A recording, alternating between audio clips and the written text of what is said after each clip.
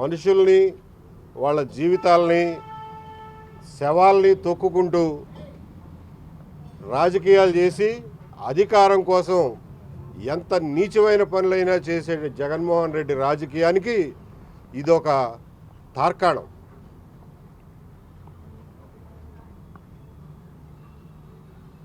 లేనిపోయిన దాన్ని కల్పించి ఎన్నికల సమయంలో ఏదో ఒక డ్రామా చేసి ఎట్లయినా సరే ప్రజల్ని మభ్యపెట్టాలని చూడటానికి చేసిన ప్రయత్నమే ఈ గులకరాయి కేసు. ఇందులో బాధితులు ఎవరు, వాళ్ళ జీవితం ఏంటి, వాళ్ళు ఏమైపోతారు అనే స్పృహ కానీ పట్టింపు కానీ జగన్మోహన్ రెడ్డికి, ఆయన పార్టీకి, ఆయన పార్టీ నాయకులకి ఎవరికీ ఉండదు. ఇక్కడ ఒక ఒడ్డెర యువకుడిని, వాళ్ళ కుటుంబాన్ని, ఇక్కడ వేలాది మందిగా ఉన్నటువంటి ఒడ్డెర సమాజాన్ని జీవితాల్ని అతలాకుతలం చేసినటువంటి సంఘటన ఇది.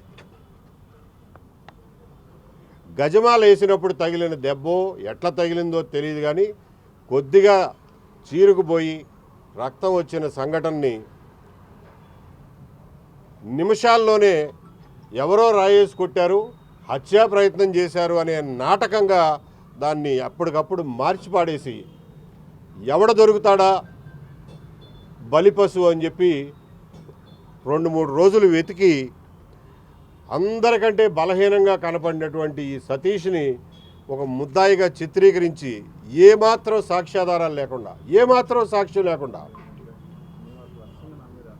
అతన్ని తీసుకెళ్లి అరెస్ట్ చేసి 45 రోజుల పాటు జైల్లో పెట్టారు. కోడికత్తి శ్రీని 5 సంవత్సరాలు జైల్లో పెడితే సతీష్ని 45 రోజుల పాటు జైల్లో పెట్టారు. ఆ రోజున ఎలక్షన్ల హీట్లో, రాజకీయ వేడిలో ఎవ్వరూ ముందుకొచ్చి సాయం చేయడానికి కూడా భయపడిన రోజులవి ఒకసారి గుర్తు తెచ్చుకోవాల్సిందిగా కోరుతున్నా. ఆ రోజుల్లో సలీం గారు ఈ కుటుంబానికి అండగా వచ్చి ₹1 కూడా ఫీజు తీసుకోకుండా ఇప్పటివరకు ఆ కుటుంబానికి అండగా నిలబడ్డారు. ఈ కుర్రాడిని 45 రోజులకైనా బయటికి తీసుకురావడానికి ప్రయత్నం చేసి సఫలమయ్యారు. గవర్నమెంట్ మారిన తర్వాత ఇప్పటికి సంవత్సరం అయిన తర్వాత కూడా ఈ కుర్రాడి మీద పెట్టినటువంటి తప్పుడు కేసుని, పచ్చి తప్పుడు కేసుని ఇవాల్టి వరకు విత్డ్రా చేయలేదు, ఆ కేసుని క్లోజ్ చేయలేదు. ఆ కుర్రాడు ఇవాల్టికి వారం పోలీస్ స్టేషన్కి వెళ్ళి సంతకం పెట్టడమే కాకుండా అక్కడ చిన్న చితక పనులు కూడా చేయించుకుంటున్నారంటే ఈ దుర్మార్గం ఎప్పటికి ఆగుతుంది అని చెప్పి ప్రశ్నిస్తున్నారు. ఇప్పటికే వాళ్ళు తిరగని చోటు లేదు, పెట్టని అర్జీ లేదు. ఇవాల్టి వరకు ఆ కేసులో ఎటువంటి పురోగతి లేదు. ఆ కేసుని విత్డ్రా చేయడంలో ఎటువంటి చర్యలు తీసుకోవటం లేదు. సతీష్ని అట్లాగే పెద్ద దుర్గారావుని అరెస్ట్ చేసి ఏ రకమైనటువంటి 3rd డిగ్రీ ఉపయోగించారో వింటే గుండె చెరువైపోతుంది.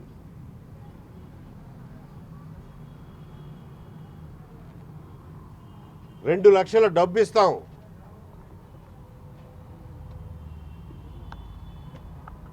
నీ మీద కేసు లేకుండా చేస్తాం, నువ్వు ఒప్పుకోకపోతే మీ అమ్మా నాన్నని కాల్ చేస్తాం అని చెప్పి బెదిరించారు ఈ కుర్రాడిని. వాళ్ళు కొట్టిన దెబ్బలకి ఇవాళ కూడా అన్నం కలుపుకుని తినలేని పరిస్థితిలో ఉన్నాడు ఈ కుర్రాడు. చూడండి ఎట్టున్నాడు.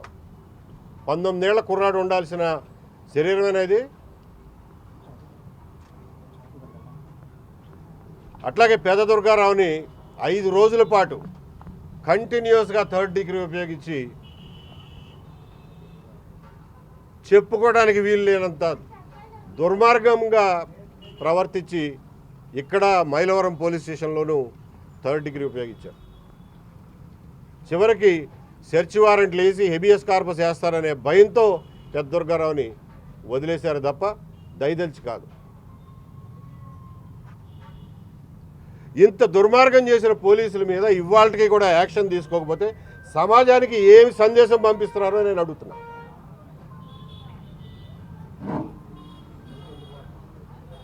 అంటే పేదవాళ్ళకి ఏ రకమైనటువంటి రాజకీయ ఆధారం, అండా లేనివాడికి రక్షణ అనేది లేదు అని చెప్పి మనం చెప్పదలుచుకున్నావా? ఈ దుర్మార్గాన్ని నుంచి ఇవాళ కూడా మనకు నివృత్తి లేదు అని అంటే ఏ రకంగా అర్థం చేసుకోవాలి? ఎటుపోతున్నాం మనం?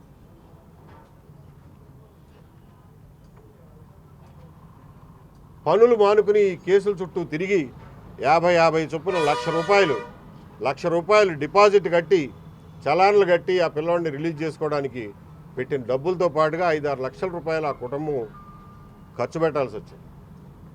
ఎక్కడి నుంచి మళ్ళీ పూర్తి చేసుకుంటారు? వాళ్ళు చేసిన తప్పేంటి అసలు? ఏమాత్రం సంబంధం లేని కేసులో, ఏ సాక్ష్యం లేనటువంటి కేసులో ఒక కుటుంబం ఇటువంటి బాధలు ఎందుకు పడాలి? దీనికి బాధ్యత ఎవరు వహించరా? రాజ్యం బాధ్యత వహిస్తుందా లేదా? పోలీస్ డిపార్ట్మెంట్ బాధ్యత వహిస్తుందా లేదా? రాజకీయ పార్టీలు బాధ్యత వహిస్తాయా లేవా? ఎవరు బాధ్యత వహించాలి?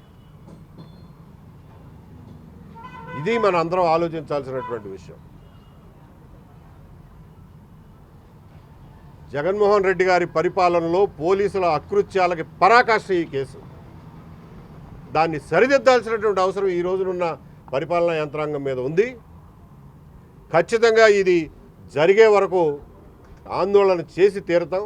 ఈ పిల్లలకి సరైన న్యాయం జరిగే వరకు కూడా ఈ కేసును వదిలిపెట్టనని చెప్పి తెలియజేస్తున్నాం.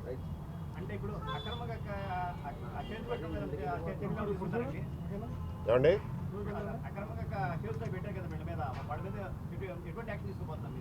నేను యాక్షన్ తీసుకోవాల్సింది కమిషనర్ ఆఫ్ పోలీస్, తీసుకోవాల్సింది పోలీస్ డీజీపీ, తీసుకోవాల్సింది రాష్ట్ర ప్రభుత్వం. ఖచ్చితంగా వాళ్ళ మీద యాక్షన్ తీసుకోవాల్సిందే. ఈ కేసులో జరిగినటువంటి దుర్మార్గం, పోలీసు దౌష్ట్యం మొత్తం రికార్డు మీదకి రావాలి. ఎవరు చెప్తే చేశారో, ఎవరు డైరెక్షన్లో చేశారో అదంతా కూడా ప్రజల ముందు ఉంచాల్సినటువంటి బాధ్యత ఈ గవర్నమెంట్ మీద ఉంది. గత 5 ఏళ్లలో సామాన్యులే ఇబ్బంది పడ్డారని మీరు చెప్తున్నారు. మీరు కూడా ఇబ్బంది పడే పరిస్థితి కూడా ఉంది కదా, దీనికి ఏం చెప్తారు? నేను ఇబ్బంది పడితే ఇబ్బంది పడగలిగిన కెపాసిటీ నాకు ఉంది, దాన్ని ఎదుర్కోగలిగిన కెపాసిటీ నాకు ఉంది. వీళ్ళకి ఏం కెపాసిటీ ఉంది చెప్పండి? మీరు ఇప్పుడు ఏం చేయబోతున్నారు? ఇప్పుడు వీళ్ళతోటి వినతిపత్రం రాయించాను.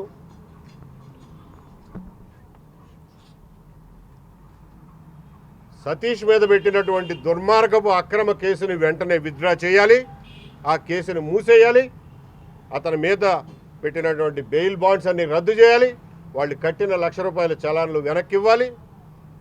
అంతేకాకుండా మానసికంగా శారీరకంగా పెట్టిన క్షోభకి ఖచ్చితంగా స్టేట్ గవర్నమెంట్ నష్టపరిహారం చెల్లించాల్సిందే. ఆ నష్టపరిహారం మీరు పోలీస్ ఆఫీసర్ల దగ్గర వసూలు చేస్తారో, లేకపోతే వాళ్ళతో ఆ పని చేయించినటువంటి రాజకీయ దుర్మార్గుల దగ్గర వసూలు చేస్తారో మీ ఇష్టం. సతీష్ని వేధించిన వాళ్ళు ఏ స్థాయి అధికారులు ఉన్నారు? ఇన్స్పెక్టర్లు ఉన్నారు, ఎస్ఐలు ఉన్నారు, కానిస్టేబుల్ ఉన్నారు. వాళ్ళకి ఎవరు చెప్పి చేయించారో మాకు తెలియదు. మీరు విచారణ చేసి తెలుసుకోండి ఎవరు చెప్పి చేయించారో. ఆ రోజున కమిషనర్ చెప్పాడో, డీజీపీ చెప్పాడో, లేకపోతే రాజకీయ నాయకులు చెప్పారో, జగన్మోహన్ రెడ్డి గారు చెప్పాడో మాకేం తెలుసు? మీరు విచారించుకోండి.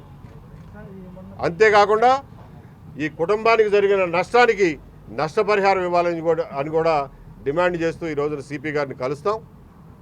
అది జరిగేంత వరకు కూడా ఈ కేసును వదిలిపెట్టమని చెప్పి తెలియజేస్తున్నా. ఈ కేసులో మొత్తం కేసు వివరాలన్నీ కోర్టులో ఉన్న కాగితాల ఆధారంగా మొత్తం పరిశీలించాం. వాళ్ళు ఇప్పించడానికి ప్రయత్నం చేసినటువంటి దొంగ 164 స్టేట్మెంట్స్ కూడా పరిశీలించాం. వాళ్ళు ఇప్పించినటువంటి దొంగ 164 స్టేట్మెంట్లు కూడా పరిశీలించాం. ఎఫ్ఐఆర్లో ఉన్నది వేరు, రిమాండ్ రిపోర్ట్లో ఉన్నది వేరు. తర్వాత బెయిల్ పిటిషన్ వేస్తే బెయిల్ పిటిషన్లో కౌంటర్లో వేసినటువంటి వివరాలు కంప్లీట్గా వేరు. అప్పుడు వరకు లేని సాక్షులు కొత్తగా వస్తారు. ఆ వచ్చిన సాక్షుల గురించి కూడా కౌంటర్లో రాయరు. 22వ తారీఖున ఏప్రిల్ 22వ తారీఖున బెయిల్ పిటిషన్ వేస్తే ఆ రోజున పోలీస్ డిపార్ట్మెంట్కి 1 నెల రోజులు పట్టింది కౌంటర్ వేయడానికి. మే 23వ తారీఖున కానీ వాళ్ళు కౌంటర్ వేయలా. 28వ తారీఖుకి బెయిల్ ఇస్తే దాని మీద మళ్ళా లంచ్ మోషన్ మూవ్ చేస్తున్నాం మేము హైకోర్టులో అని చెప్పి ఆ బెయిల్ మీద అతను విడుదల కాకుండా కూడా ఆపు చేయడానికి ట్రై చేశారు. అక్కడికి జడ్జి గారు 30వ తారీఖు దాకా టైం ఇస్తే ఆ 30వ తారీఖుకి హైకోర్టు నుంచి ఏమీ ఆర్డర్ రాకపోయేసరికి జూన్ 2వ తారీఖుని పిల్లవాడు విడుదలయ్యాడు. అంటే నిన్నటికే ఖచ్చితంగా సంవత్సరం. నేను ప్రజలకు తెలియజేస్తున్నది ఒకటే, నీతి నిజాయితీలు ఎక్కడుంటాయో అని చెప్పి మీరు ఒక మనిషిని చూడదలిస్తే ఇక్కడ ఉన్నాడు చూడండి, ఇక్కడ ఉన్నాడు చూడండి. దీన్ని నిజాయితీ అంటారు. అతన్ని పట్టుకెళ్ళి 5 రోజుల పాటు చిత్రహింసలు పెడితే 50 లక్షల డబ్బు ఇస్తాం, మీకు సిటీలో వైసీపీలో పెద్ద పోస్ట్ ఇస్తాం, నీ మీద కేసు లేకుండా చేస్తాం, కేవలం బోండామ్మ గారి పేరు చెప్పు, ఆయన చెబితే చేయించాను, నేనే 1000 రూపాయలు ఇచ్చి పిల్లోడితో చేయించాను అని చెప్పి బలవంత పెడితే ససేమిరా నేను ఒప్పుకోను, ఇటువంటి అబద్ధం నేను ఆడను, ఇటువంటి తప్పు నేను చెప్పను అని చెప్పి నిజాయితీకి నిలబడిన పిల్లోడు ఈ పెద్ద దుర్గారావు. 2 లక్షల డబ్బు ఇస్తాం, నీ మీద కేసు లేకుండా చేస్తాం, లేకపోతే మీ అమ్మా నాన్న ఇస్తాం అన్నా సరే నీతికి నిలబడినోడు వీడు ఒంటూపురోడు సతీష్. నిజాయితీ అంటే ఇట్లా ఉంటుంది చూడండి. సినిమా హీరోల్లో కాదు, సినిమా క్యారెక్టర్లో కాదు నిజాయితీ ఉండేది. నిజాయితీ ఉన్న నిజమైన మనుషులు వీళ్ళు. వీళ్ళకి న్యాయం చేయలేకపోతే సమాజంగా మనందరం ఫెయిల్ అయినట్టే. కాబట్టి దీన్ని వదిలిపెట్టే సమస్య లేదు. వీళ్ళకి పరిపూర్ణమైన న్యాయం జరిగేదాకా, వీళ్ళకి సమాజంలో వీళ్ళ పట్ల మిగిలిన వాళ్ళు చూపించిన చిన్న చూపుని రూపం మాపేదాకా, వీళ్ళ అమాయకత్వాన్ని నిర్దోషిత్వాన్ని నిరూపించేదాకా ఈ ఆందోళనని, ఈ పోరాటాన్ని, ఈ ప్రయత్నాన్ని కొనసాగిస్తామని చెప్పి తెలియజేస్తున్నారు. ఎందుకంటే ఇవాళ వాళ్ళ కుటుంబ పరువు మర్యాదల సమస్య వాళ్ళ కమ్యూనిటీలో. కాబట్టి ఇప్పుడు సంబంధిత బాధ్యతలను తీసుకుని కమిషనర్ గారిని కలిసి ఆయనకి వినతి పత్రం ఇచ్చి నిర్దిష్టమైన హామీ పొందే వరకు వదిలిపెట్టమని చెప్పి తెలియజేస్తున్నారు.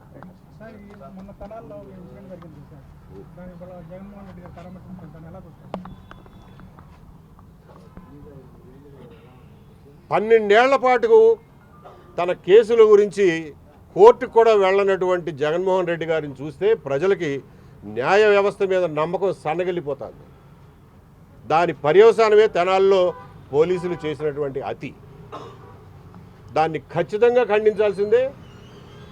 చట్టవిరుద్ధమైన పనులు, రోడ్ల మీద ప్రజల్ని లాఠీలతో పెట్టి కొట్టి ఆ వీడియోలు బయటకు పంపించి అదేదో హీరోయిజం అనుకుంటే అది తప్పు. పోలీసుల దగ్గర దర్యాప్తు చేయడానికి, తప్పు చేసిన వాళ్ళని శిక్షించడానికి కావలసినంత పాటు మీ జిల్లా వార్తలను కూడా ఫ్రీగా చూడొచ్చు. అంతేకాదు కేజీ నుంచి పీజీ వరకు విద్యార్థులకు స్కాలర్షిప్ కూడా అందిస్తున్నాం. ప్రతి వారం 10 మందికి లక్కీ డ్రా ద్వారా ఒక్కొక్కరికి 10,000 రూపాయలు అందిస్తున్నాం. ఇంకెందుకు ఆలస్యం, వెంటనే హిట్ టీవీ యాప్ ని డౌన్లోడ్ చేసుకుని ఫ్రీగా ఎంటర్టైన్మెంట్ పొందండి. Hit TV app. Hit TV app. Please download hit TV app. Hit TV app ని ఫ్రీగా డౌన్లోడ్ చేసుకుని ఎంజాయ్ చేయండి. మీకు నచ్చిన ఎంటర్టైన్మెంట్ కోసం హిట్ టీవీ యాప్ ని ఫ్రీగా డౌన్లోడ్ చేసుకుని ఎంజాయ్ చేయండి. హిట్ టీవీ యాప్ ని డౌన్లోడ్ చేసుకుని ఆస్వాదించండి, ఆశీర్వదించండి. ఇంతమంది సెలబ్రిటీలు హిట్ టీవీ యాప్ ని డౌన్లోడ్ చేసుకోండి అని చెప్తున్నారంటే ఎంత మంచి యాప్ ఆలోచించండి. అమెరికా అమెరికా అమెరికా అమెరికాలో చదవాలనుకునే వాళ్ళకి విశ్వసనీయమైన పేరు మన శౌర్య కన్సల్టెన్సీ. UK లో 1 year masters, UK లో 1 year masters, 2 years work permit up to 5 years visa. Contact Saurya Consultancy. Contact 89851 89851.